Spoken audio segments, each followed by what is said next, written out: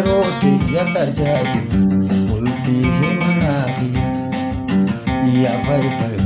faayaa jiruuti ya tajaajilu bultii himanaafi yoo si harku baatee ijjilamentiya ana kolkoloyti osoo aduundiya yoo si harku baatee ijjilamentiya ana kolkoloyti osoo aduundiya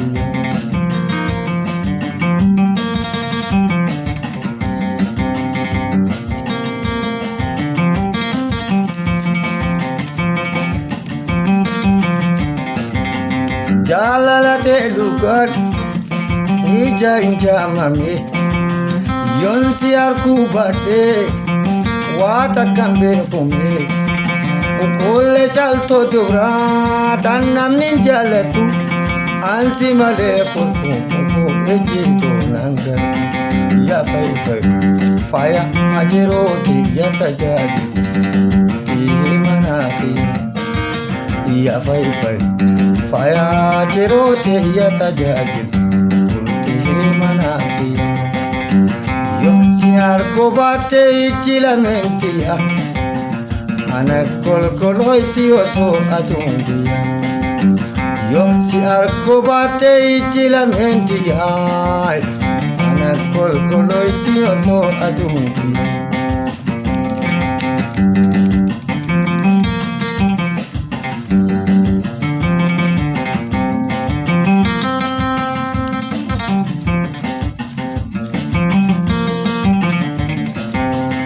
atilleen akka koo yoo taate bardaran atilleen akka koo yoo taate bardaran guyyaa fi halkanii yoo walaalle wajjin jaalalte dhokadhaa beeki jettee miti waliin haadhaban foodhumaa rabbi yaa fayyifay faaya ajirooti ya tajaajilu himanaafi yaa fayyifay faaya ajirooti ya tajaajilu himanaafi yoo si harku baatee ijjilamentiya ana kolkoloyti osoo aduundiya yoo si harku baatee ijjilamentiya ana kolkoloyti osoo aduundiya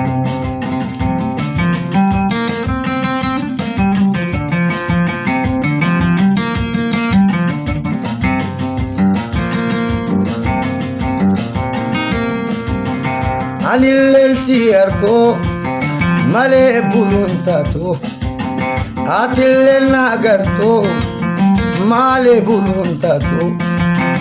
isii buura kalee waa dagachuun taatu onneerraan si jalaa jirjiiramuun taatu arra yoo adadullee naganumaan yaa fayyifay faaya ajirooti ya tajaajilu himanaafi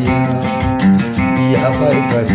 faaya ajirooti ya tajaajilu himanaafi yoo si harku baatee ijjilamentiya ana kolkoloyti osoo aduundiya yoo si harku baatee ijjilamentiya ana kolkoloyti osoo aduundiya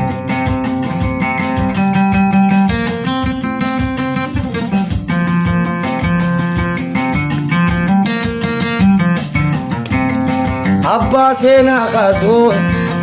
mataa fiitiif dantaa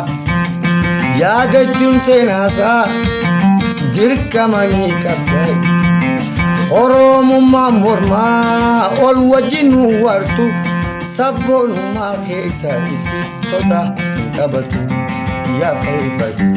faaya ajirooti ya tajaajilu himanaafi yaa fayyifay faaya ajirooti ya tajaajilu himanaafi yoo si harku baatee ijjilamentiya ana kolkoloyti osoo aduundiya arratin jaladda hanga lubbuutiya Naifwan beeksama jetta hiriya